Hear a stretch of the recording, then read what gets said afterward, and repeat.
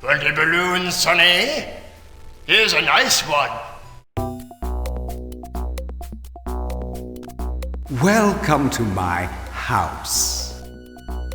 The Seventh Guest is a horror puzzle game developed by Trilobite and released in 1993. The remake came out, but I haven't played it yet. But the original is very spooky and not cheesy at all.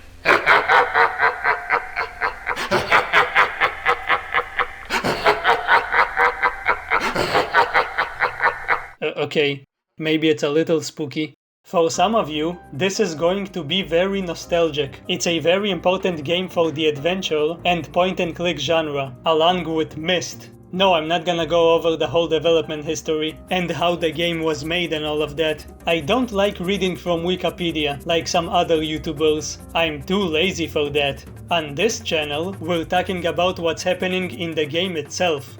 So let's get into it. Oh, I'm dying to see what you'll do next. The Seventh Guest starts with a man named Henry Stuff. He's a drifter who steals and kills people because he's kind of wacky like that. And that's when the vision came. One day, some kind of entity makes him dream about a spooky doll, so he decides to make it in real life. I wish my dreams randomly gave me real life skills. All they do is give me depression and moaning wood. He then dreams about more things and makes them as well. Something is compelling him to do it. He sells all of these toys to children and becomes filthy rich. Sounds great, right? Well, all of those kids die. So, that's a fun and happy start to this video game. But who cares? He uses this blood money to build a giant mansion. A strange house. A house that scared people. One day, he invites 6 guests and promises to grant them any wish they desire, if they manage to solve his puzzles. How boring! I'm sure everything will be just fine. Edward, I'm not sure we should have been here today. Why? Because it's a spooky old house? Yeah. Yes. You poopy idiot. At first, they seem somewhat civilized. Some even suggest working together, but their selfish desires eventually divided them and made them turn on each other. Wait! We need some rules. We need to stick together, play as a team. Don't be such a bore, darling. It's a game. That's why we were invited. It's a game. Everyone for himself. Yes, and that's why you're gonna die. Stupid old man. Sometime later, we wake up here with no memories. We are the Seventh Guest. How did I get here? I remember nothing. The protagonist is only known as Ego. Ego starts to wander around, because why not? And we very quickly get into the loop of this game. Explore the mansion, find a puzzle, solve the puzzle. Yes. And then get a cutscene that shows you what happened with the other guests. Also, you can do this. I don't know how I'm doing it, but it's fun.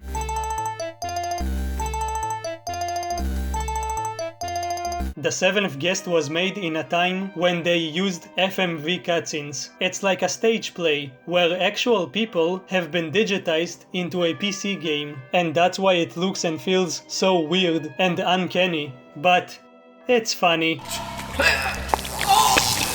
Oh no!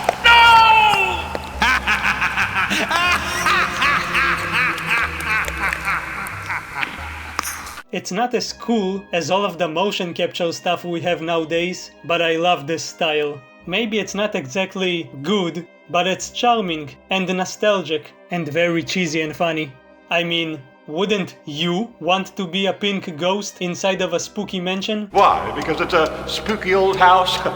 This might be shocking, but the protagonist isn't silent, which I feel would be expected in this type of game. Ego likes to comment on the stuff around him, and I like his attitude. He's not freaking out from all of the ghosts and the overall weirdness of this house. Stop it! No! No, instead he's curious. He's like, huh, a moving, living puzzle? Moving pictures? That's quite interesting. So that's how they move. An open and shut case. Or casket, perhaps. 2 skulls and 2 stones. The rest is just icing. Puzzling. Now this doesn't make sense. Or does it? I would probably have a different reaction, like being scared and peeing my pants, but I guess I'm not an alpha male like Ego, someone who wakes up in a strange mansion and starts solving random puzzles instead of searching for a way out. Give up? Give up? I haven't even started yet. This is a very puzzle-heavy game, in case you didn't know. You can solve most of them in any order you want, which is good. If you're stuck on one puzzle, you can go try another one. If you're super stuck, you can go to this book to get a hint. And if you're super duper ultra mega stuck, like your stepsister, then you can just skip the puzzle by interacting with the book multiple times. If only we could skip paying the bills like that. Imagine, you just go to the book and it says your bills have been paid. There! Now I've solved it. What are you talking about, lady? That's completely wrong. Due to the non-linear nature of the game, the cutscenes are disorganized, but I'll try to show the events as they happened in chronological order. As you're solving puzzles, stuff will chime in to taunt you. But you won't win. You're bound to fail. He will also get angry whenever you succeed. Don't think you'll be so lucky next time. Even though you don't physically see him, he's a constant presence haunting this place. Whatever entity gave him his dreams and made him build this mansion, it gave him supernatural powers. Foiled again! Honestly, he has the best performance out of everyone here. He's so energetic and insane. But old Mad Stouff is waiting there. Crazy, sick, and mean! You're a mean one. He promised his guests that he will fulfill their deepest desires, but only to the one who will solve all of the puzzles. It's easy to find a place to start. It's hard to find a place to finish. That's what she said. Some of them wanted seemingly good things. This guy, Hamilton Temple, is a stage magician who wants to know if real magic exists. Because obviously stage magic is a scam. What? Next you're gonna tell me that Santa Claus doesn't exist. Tell me, madman, can you give me real magic? Can you show me?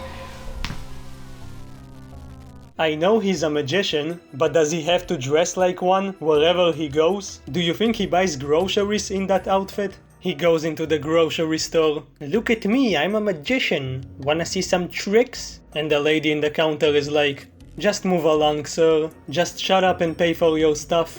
Real magic? This lady, Eleanor Knox, wants to get rid of all of the debt her family has and start her life over again, but with her husband, Edward, by her side, because she truly loves him. Those are selfish wishes, but they're harmless and have good intentions. These are the only good-natured characters here. Of course, there's a monkey spa. One of them, Julia, wanted to be young again, like being in her 20s, but she got turned into a baby. Honestly, it's not that bad. I wouldn't mind being a toddler again. Another one, Brian, wanted to be rich, as you do, but that didn't happen. He supposedly found a lot of money, but then, I don't know, something happened to him. Yes! Oh, this is it! All this money! Rich! Filthy rich! No. What is this? What's going on?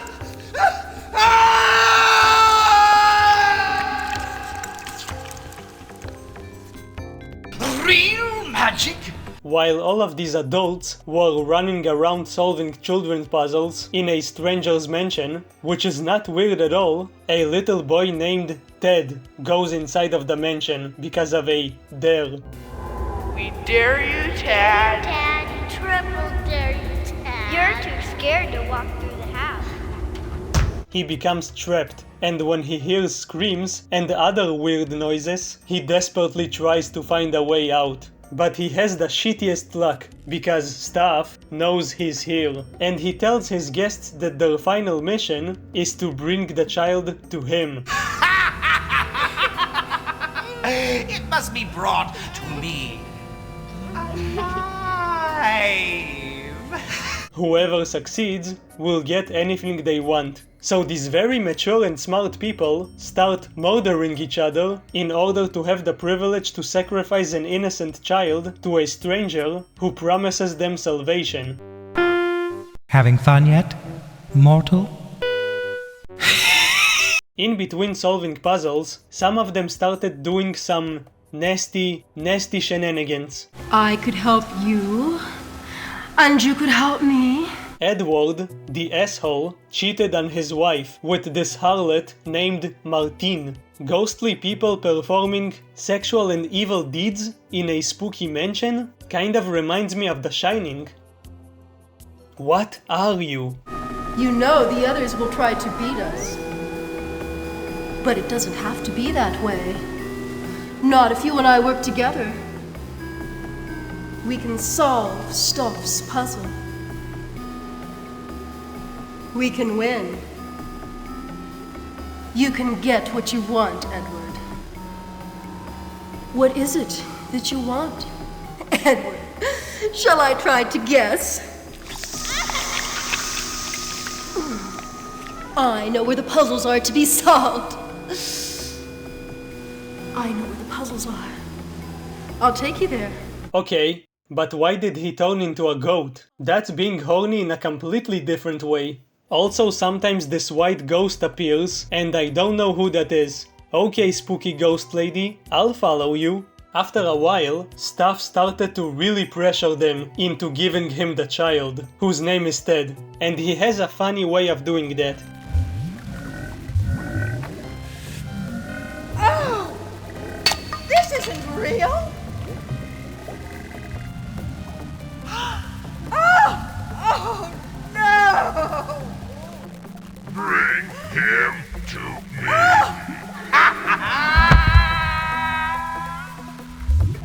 You know, personally, my soup never asked me for a child sacrifice, but I'm assuming that would be traumatizing.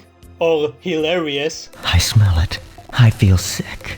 This dude, Brian, managed to find Ted, but these assholes killed him because they want to be the ones to sacrifice Ted and get their wish granted. Alright, I think he's dead. I think he's dead. Stop! He's already dead! So remember how a lot of kids died because of the toys that Staff made? Apparently he trapped their souls inside of dolls. He's like that weirdo from JoJo's Adventure.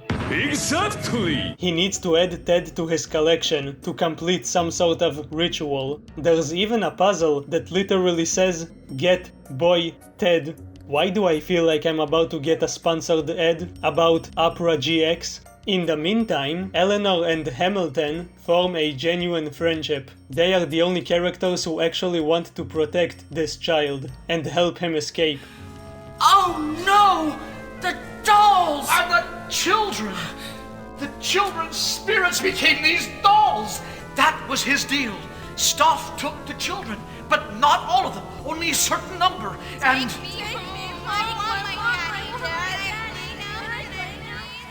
That's it! A certain number! What? What was that you just said? For tonight, the children had to be collected. There must be one more child coming. The last guest. No! No! He's here already! I've seen him! He ran away! Away! The others are learning about the boy. What must happen to him? What must be done? We've got to find him and get him out. Help me! No! You look downstairs, and I'll look upstairs. We must move fast, before the others. Hamilton managed to find him, but Ted didn't know he was trying to help, so he ran away. From his perspective, this is a creepy mustache guy with a big hat that's chasing him. Not only was Stuff doing bad things to children, but it seems he was also doing some kind of experiments.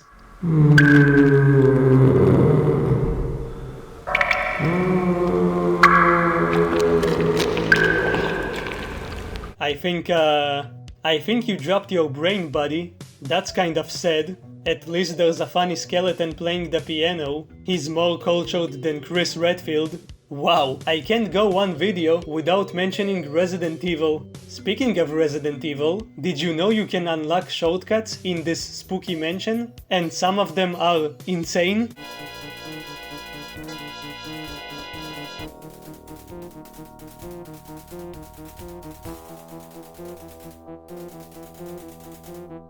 Did I just go inside of a pool table and into the kitchen? Yeah, makes sense. Towards the end of the game, I come across this puzzle.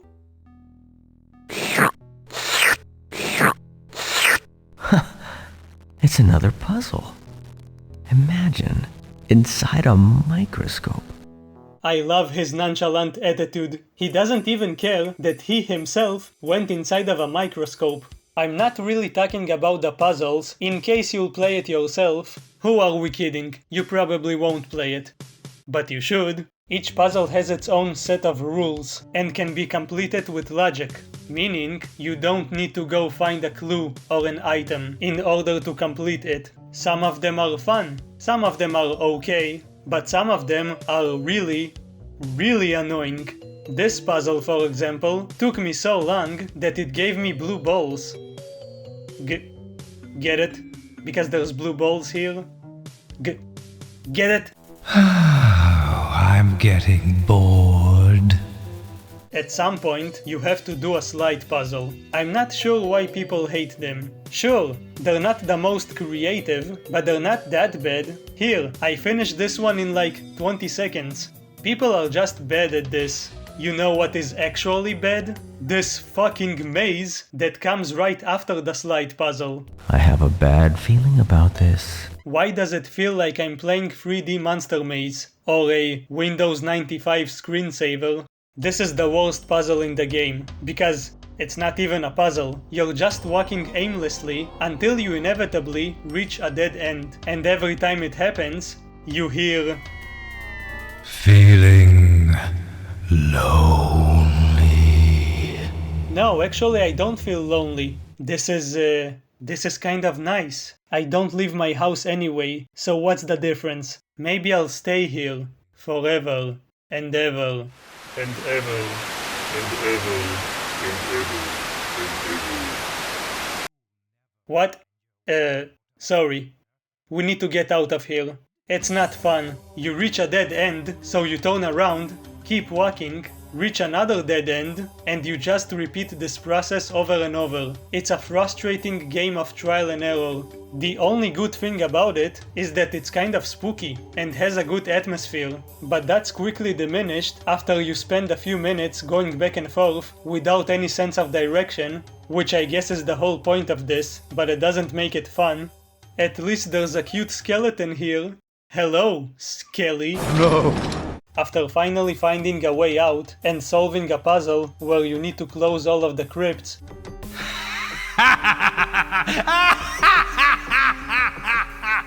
Clearly, an open and shut case. Ego stumbles into a vision of Ted, who unfortunately has been found by Martine and Edward. This is so bad. Come with us now! Let me go!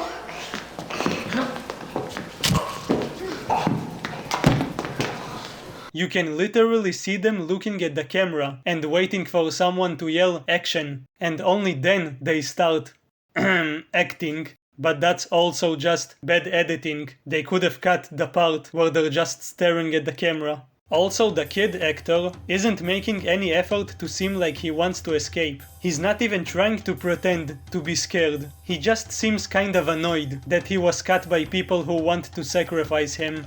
It's bad, but I love it. Let me go! Thankfully, the Magic Man shows up and snaps Edward's neck.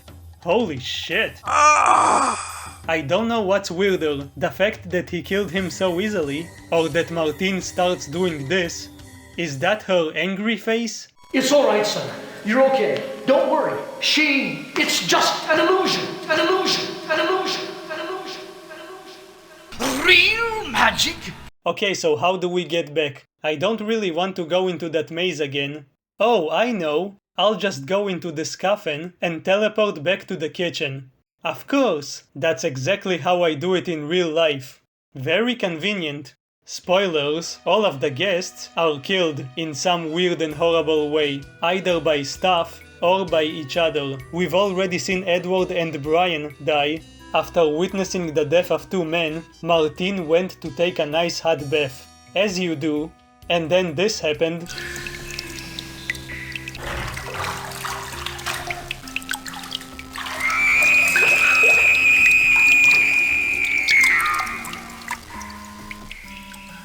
Oh, you can flush the bathtub.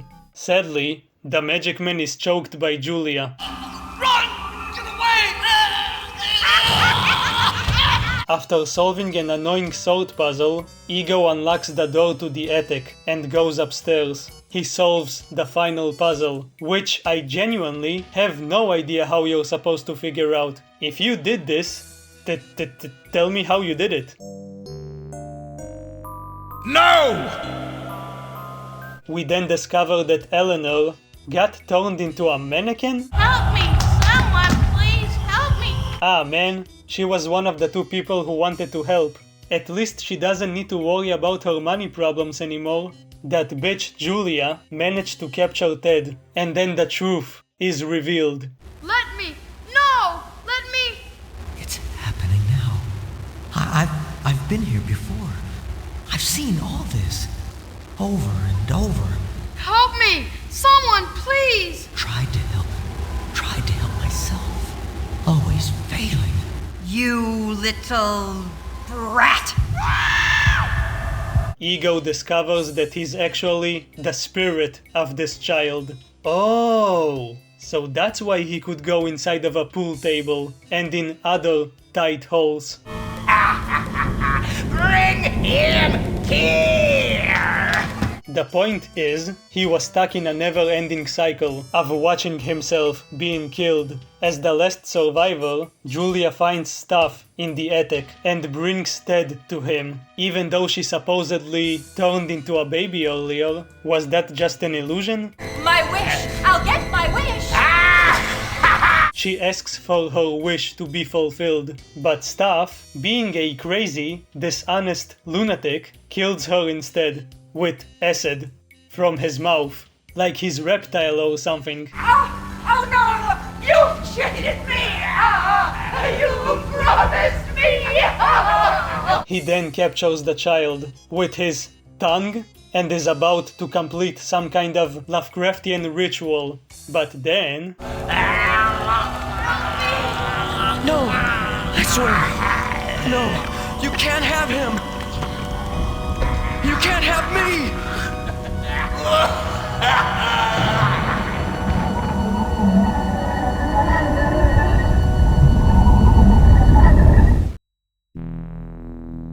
Honestly, I don't know what's different between this cycle and all of the previous ones, but this time Ego manages to free himself. Since Staff couldn't complete his ritual of sacrificing a little kid, he then dies himself.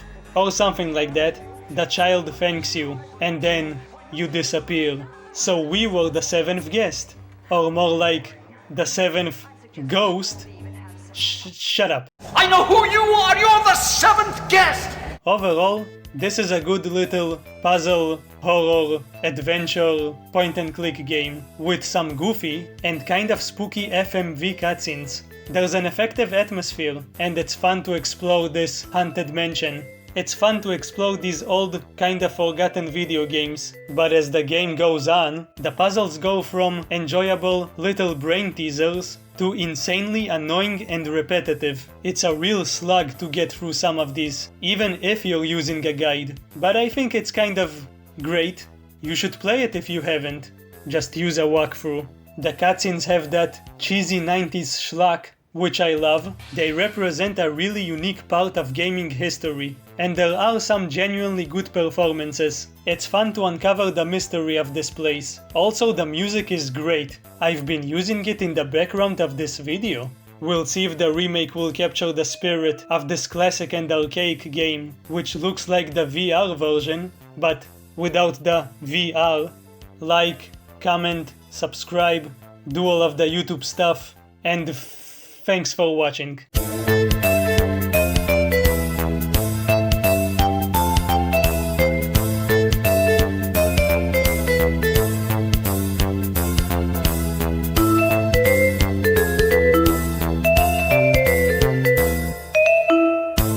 Real magic.